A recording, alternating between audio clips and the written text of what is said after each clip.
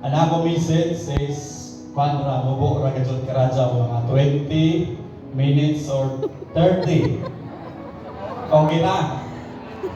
So, since ibig kajud kuman pa kajud ko maka-message sa bagong couple.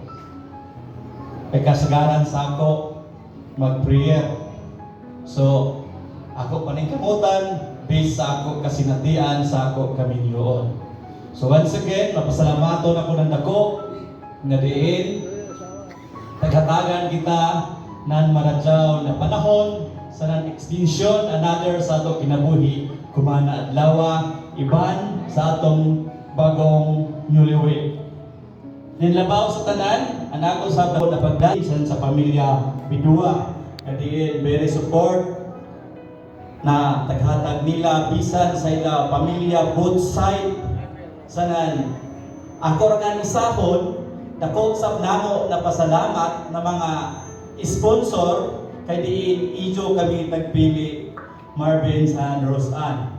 Kay gani sa amo isa ini ka example or modelo na maradyaw sa kaminyoon na reflection amo na pakita sa katilingban at sa katawhan sa Ransayjo. So, first, mulang ako, umatakan ko sa ato tanano general o sa imo, Marvin San Roslan. Onoy first gift sa Ginoo sa iso. Mahibayo ka mo? Yes. Bright si Rosan. So, tinuod, ang first gift ng Ginoo, ang gift of life. Tinuod karadyaw with wisdom and knowledge na taghatag sa ato na di magamit nato kuman na henerasyon. So, matod pa ang pinakasumbanan gayud ang gugma sa Ginoo na diin taghatag sa ato. Kay gani ang pinag-greatest gift of life mao ang gugma sa ato labaw mga kagahom. Ato mabasa sa John 3:16. Kung sino yung hilig magbasa, mabasa nato na ang Ginoo higugma sa tibuok kalibutan o sa iyang katawhan. Iyang ipakataw sa Ginoong Hesus para makabaton kita og eternal life sa atong tagsa-tagsa kinabuhi. So, sa journey, Rosan and Marvin sa journey sa kaminyoon, adunay usa ka dako na responsibilidad. Amo ang commitment. Commitment nimo na himong bana si Marvin o commitment sa Marvin himong asawa sa atubangan sa atong mga sponsor o sa inyong both side na mga ginikanan o labaw sa tanan sa ato labaw mga kagahom. So always remember both sides sa ijo na ang kaminyoon adunay moabot na mga unos sa kinabuhi.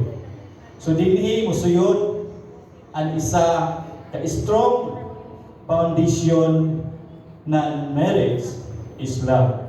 So always dedicate your love with God. So adunay commitment isip isa ka tawhanon nga kamo nagsaad nagpromise atubangan sa pare kaina. So aduna sa ito obligasyon na dili lamang sa material na pamaagi kundi sa espiritual usab na aspect ijo katunan na i-share niyo at ijo mga kahibayo. So matod ba sa uno sa kinabuhi abot niyo ang mga problema pero dinhi Marvin isa nako ka istorya kung ikaw sabi ni mahibayo so zao na si imo ang tanan kalikod. Unoy boundary ng God sa nanbat.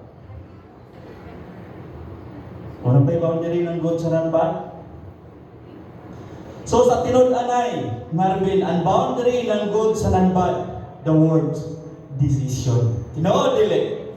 Ikaw mahibayo mismo kung unoy boundary ng God sa nanbat, ikaw kaugalingon ang decision nimo kay ikaw na ibayo kung unoy kapasilan. Tinuod Marvin. Remember that decision, the boundary of good sa bad. So dinhi ato pakita na ikaw Marvin, nahigugma man kan Rosan, ikaw Rosan nahigugma man ka Marvin.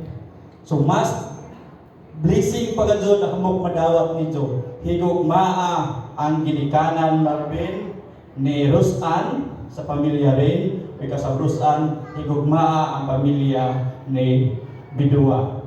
Okay ba?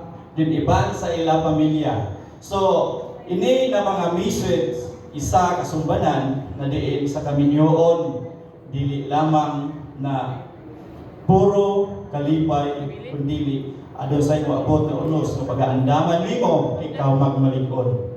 So, dinhi adunay upat ka importante. Okay ba? 10 minutes ba? Upat. Okay. Upat ka importante ragadud sa kaminyoon na element of marriage na pwede mag-fail o pwede mag-successful. Number 1, love. Doy mga bata, tabuni, iskabutang. Love, sex, money, God. Involved in money kayo na. Taglatasan nimo. So, isa ka importante Marvin sa kaminyoon, respeto, disiplina. Imo disiplinahon ang imo income dili kuhaan kundi pol ihatag nimo karusan kaya adun magsugod an panag-away sanan panaglales. So sa gugma sa adun sa nimo makuha ang respeto, disiplina, faithful, honest, and responsible na bana. So pag-abot sa tunaya ko dito, kaya na, my God. So, dili ka doon mahimo sa isa ka kaminyoon kung wala ang Ginoo. Example, Marvin, si Rosan, mapalong. Ikaw ang magsindi sa isa na diin madasigon.